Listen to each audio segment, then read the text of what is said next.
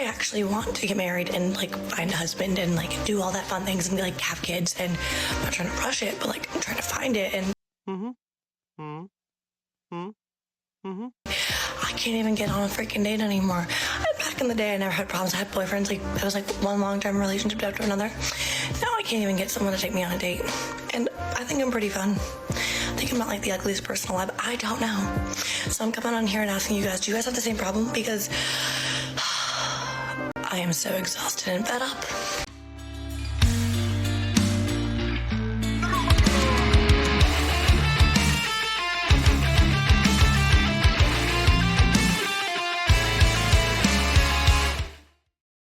Ladies and gentlemen, welcome back to the channel. What we have today is a woman that is not able to find a serious partner.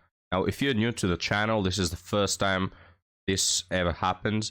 Usually I cover women on my channel that know how to date, value themselves, their value, their body, etc. So usually women on my channel are pretty good at securing men, but this one specifically hasn't been able to. She hasn't been able to succeed, you know. Maybe God is against her, the universe, something. We're gonna find out. So we're gonna talk a little about the bad effects of hookup culture. So let's get started, guys. All right, well, I have the long video set because quick rant on my entire life right now. I think I really hate men. I really do because, okay, so brief synopsis of what's been going on with me for the past, like, 3 months. So I started talking to this guy, right? And, like, I really liked him and, like, went on, like, a couple dates and everything was, like, really cool. And, like, I think we're still talking, I thought. But then he got, like, really distant and then like didn't hang out with me for like weeks on weeks and was like, I'm sick, I'm not feeling well, blah blah, work, this, blah. And you know what, it's the holiday season and I get it. However, it's just like keeps getting pushed and keeps getting pushed. So as much as I was giving 110% of my energy into that, now I don't feel like I should, because if you don't reciprocate your energy, I'm not gonna like solely talk to you, because that makes me look desperate and weird if I'm like, I want your attention, but you're not giving me attention. No, thank you. Yeah, it does sound weird, you know, to be honest with you. It always strikes me how if some of these women put the same amount of effort that they put into men that do not care about them, into men that care about them. Guys, the world, you know these memes where they show a picture of like the world if something something, and it's like a utopia, you know, it's like this really incredible civilization ahead of its time. This will be the world if women put the same amount of effort into good guys that want them than they put into men that don't care about them in the slightest. So notice how this woman is realizing that, hey, something's messed up. This guy's not talking about me. He clearly doesn't care. Yet she starts to excuse that, oh, well, maybe he's busy, you know, I understand that. Yeah, maybe he was busy the last 3 weeks in which he ignored me. And wow, he casually wasn't busy when he wanted to meet me for a hookup, but then he got sick again, so yeah, bad luck. Also, if they see these videos, that's embarrassing. Then, another guy that I matched with on Hinge, who seemed really cool and was like saying all the right things, yeah, we were supposed to go on a date tonight, and then he did not hit me up today, even though, well, so he texted me last night, and then I was already asleep because, you know, Christmas, and then I texted him back today, and I was like, hey, sorry, I was already asleep by the time you texted me. Nothing, I'll take, honestly, not butthurt, don't care. I don't even know you, but, like, men and the lack of effort, but, like, say the right things, I don't know. And then, last but not least, this other guy who, like, I've talked to on and off, like, we've never, like, really gone on a date or anything. Like, we've hung out in, like, group social settings, and he's always like, I like you, but, like, never, like, you know, does anything about the like. Yeah, so he was like, I want to hang out with you, and then it was Christmas, so I was like, well, it's tomorrow, and he hit me up today, actually hit me up and was like, what time do you want to hang out? And then I was like, what time works for you? And I heard back from him. So, like, is this just dating in 2023, almost 2024? Because I don't understand. Like, I actually want to get married and, like, find a husband and, like, do all that fun things and, like, have kids and... How curious, guys. We have a traditional woman here, probably Christian as well, you know. Now, regardless of this woman says, she says, I don't care about these guys, you know, just they wasted my time, I don't care anymore. You may say that, but each of these men are having their toll on this woman. She becomes less patient, she carries more baggage, she becomes more angry, more desperate, more tired, less pair bonding ability skills. And here's what I think, guys, and leave me your comments down below, but the problem with these women and the problem with high body counts and the reason why men are running away from that, you know, like fire, is that these women, guys, they are essentially the same as a street worker. Right, hear me out. The only difference is that street workers do it for money, while these women do it for attention and validation. But they're doing the same thing, which is sell their body like it's an object. There's a clear difference between, you know, sleeping with the one person you have your long committed relationship that has already shown you that he cares about you. That's different because you're not doing it for validation or attention. They're also part of it, but there is love involved, you know, there is commitment, there is seriousness in that matter. Well, with these random one-night stands and, oh, we had S3X and then he didn't text me back, you're only doing it for attention and validation. Like, these women want the attention from men. They want to feel for a brief moment that somebody cares about them. But these guys, they never cared about them to begin with, you know? So they are the same as a street walker. There's no difference. They say, oh, but no, it's absolutely massive difference because I'm looking for a relationship. It doesn't matter the reasons you're doing it for. The moment you're having S3X with these guys, you are a professional prostitute, you know? What you're doing is, it's like if a street worker said, well, I'm not a street worker because I don't get paid in money, I get paid in Bitcoin, you know, it's different. No, it's not different, it's the same. It's just a different resource that you're getting for selling your body. So that's what these women are doing. They're selling their body and they're wasting their time just for a bit of, you know, just someone pay me attention, please, and validate me a little.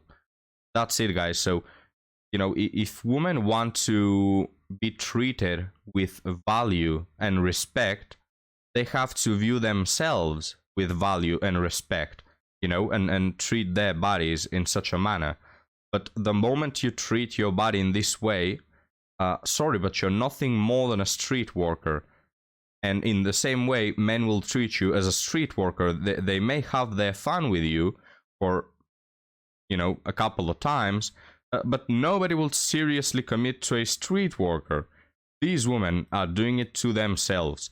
And women are the ones who decide whether S3X is to be had or not, you know, in most of the time. Like, you don't see women chasing around men, please impregnate me. It doesn't happen. Men are the ones who chase, men are the ones who, hey, do you want to meet up this day? You know, I'll buy you a drink, whatever.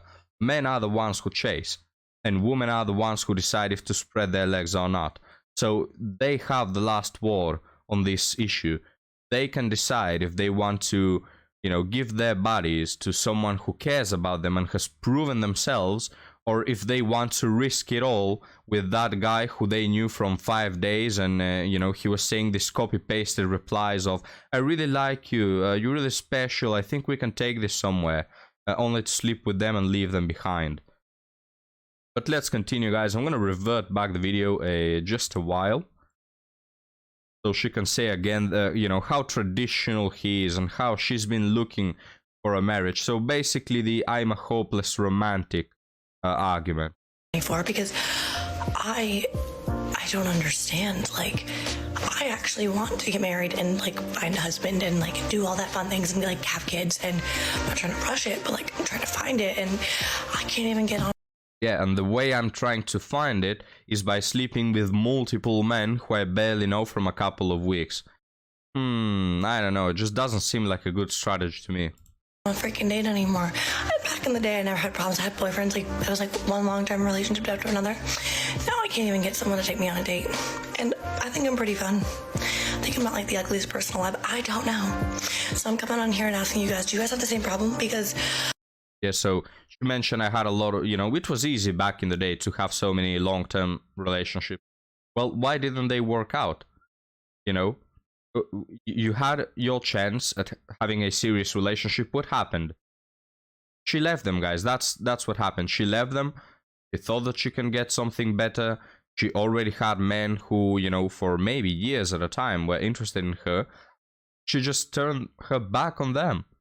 And now, you know, now, oh, nobody wants me anymore. Well, now you're of a different age, and men are clearly seeing that you're ready to spread your legs, so they're just using this woman. And there's nothing wrong with that, because again, this woman decides to be used by them. You know, I don't feel sympathy in the same way that I don't feel sympathy for a street worker on the street. She decided, well, sometimes they don't decide to be there, but you know, in most of the cases they do. So why would I feel sympathy for someone that absolutely agrees with their current situation and inflicts that on themselves? I am so exhausted and fed up. In the spirit of Christmas, let's start unwrapping some things that have haunted me for probably like a decade. Why? Is this a me thing? Is this a men thing? Or is this a type of men that me goes for thing?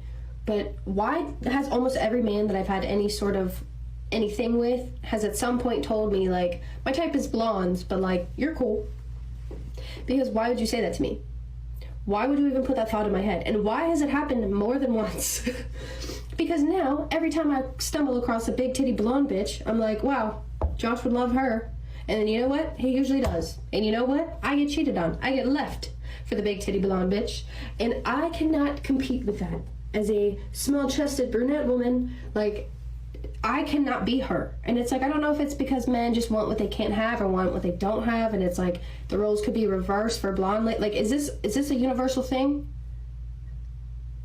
I'm losing my mind. So quite a big problem here, guys. Just a really, really big issue right here. But you see the blonde, meloned ladies just stealing the show. They're a threat, what can I tell you? No, but for real, I mean, what do you guys think? You know, do you think that just men have this tendency of cheating on their girlfriends with the blonde, meloned ladies? Do you think that's maybe something ingrained in our very nature? Or do you rather think it's the type of men she picks? Now, I think it's the latter one, and the reason why, well, there are a lot of reasons why, but mainly, she couldn't even specify that the men she's going on with are relationships. Like she said, you know, men that I've had, things with, or something like this. Like this really vague language that they use nowadays. Oh, I've been seeing this guy for 6 months.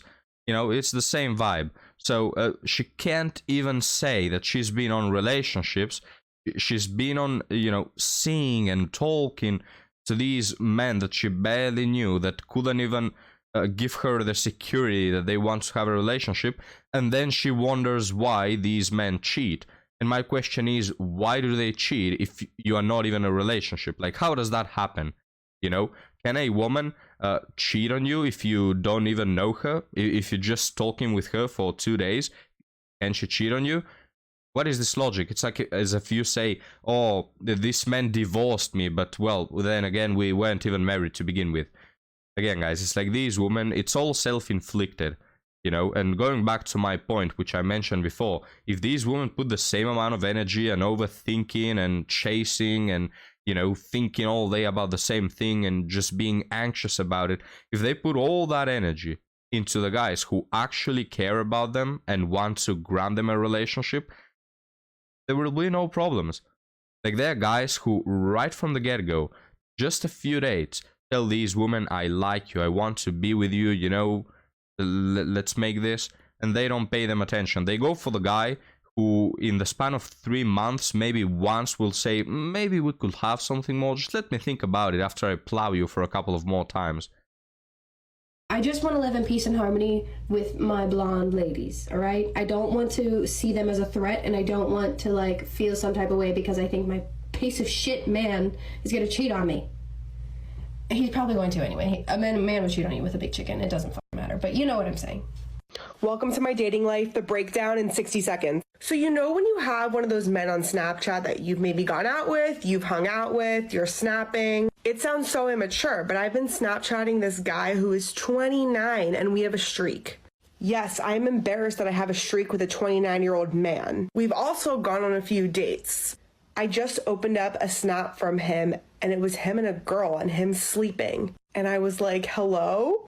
And then she snapped a pic of her face and his face. And I was like, GF question mark? And she was like, yup. I assume that this girl is going through his phone while he's sleeping and sees my name. And then she kissed him. This 29-year-old man who has been Snapchatting me for over like 200 days has a girlfriend. Not only, it's embarrassing the fact that we've been Snapchatting, yes, but it's even more embarrassing the fact that he continues to Snapchat me and he has a girlfriend. Men really don't change regardless. No, I don't think that is her girlfriend, to be honest with you guys. Doesn't sound like it. I think it's just another woman that has fallen for Chad. And this is the effect that Chad has on women. You know, a man who is attractive, he's just, these women are willing to fight over him. You know, these women that don't even look in the direction of good guys, that are not willing to give them the time of day, these very same women are willing to fight and you know, lose their decency as a human being just for a little bit of attention. Notice that? And I don't think this woman again is his girlfriend. She's just one of his Tuesday plans. But again, she sees just a random woman on his phone. They're talking on Snapchat, which Snapchat, by the way, can we just rename it to, I don't know, cheating site, or, you know, the hookup social, something like this? Snapchat, guys, what a red flag. But she sees this other woman and not impressed at all, you know. Not girlfriend behavior, like, who is this woman? Are you cheating on me? You know, what have you been chatting with her? What are those chats? No, it's just, oh, it's a competitor. Let me make a picture of me sleeping with him so I can mark my territory, like a dog. You know, just women become so primal when they're fighting for Chad. Yet at the same time, guys, when a good guy shows up, nothing primal there. Just they suddenly become the most moral person in the universe. You know, when a guy is not that attractive, oh, here are my standards, here are my demands, my expectations. I won't be fooled anymore. You have to do this and that and the other thing, and you're not wasting my time. I'm not gonna settle for this. Yet when there's someone with 1,000 red flags who happens to be attractive, let's forget about all that. But we're gonna close the video right here, guys. Thank you for watching a lot. Leave me your comments down below. And just to close on this thought, it's, again, to mention one more time, hookup culture, and the reason why men don't want to touch these women with a 6-foot pole is because these women have accepted to be street workers, to be at the same level, or even worse, if you ask me. So, look, there's nothing to be done. Just, why won't men commit to me? Because you've been with multiple men, and, you know, ask yourself the question, why men won't commit to a street worker? I don't know, maybe because it doesn't make for a good girlfriend, partner, wife, mother, grandmother, grandmother, and all the rest. Because they don't have no pair bonding ability, because they have multiple STDs, possibly because they just have no pair bonding ability. I don't know if I mentioned that. You know, because they suck, because they probably will get cheated on, because they probably will end up in a divorce. I don't know, maybe just one of the reasons. I don't know, guys, I think it's pretty self-explanatory. I don't know why I need to be explaining to these modern women why men wouldn't date a street worker. I hope they understand that. The next thing they have to understand is that when they devalue their body and they don't wait for commitment, they'll end up like this. And lastly, guys, before I end my rant, it's funny how, you know, since the dawn of Christianity, we've had this model, this moral of behavior in Asia, in Europe, you know, that was later spread to Africa, South America, North America, like in all the parts of the world. At some point or other, because of one reason or another, we've had this moral compass that has basically said, don't spread your legs and don't have S3X without commitment. But these modern women, guys, they show up and they say, well, I'm gonna, you know, exchange that module that has been proven to work for thousands of years for, I don't know, doing whatever I want, whenever I want, because I want it, and I'm just gonna fulfill all my selfish desires, and let's see how that works out, you know? Let's see where that leads to. well, you clearly see where it leads to.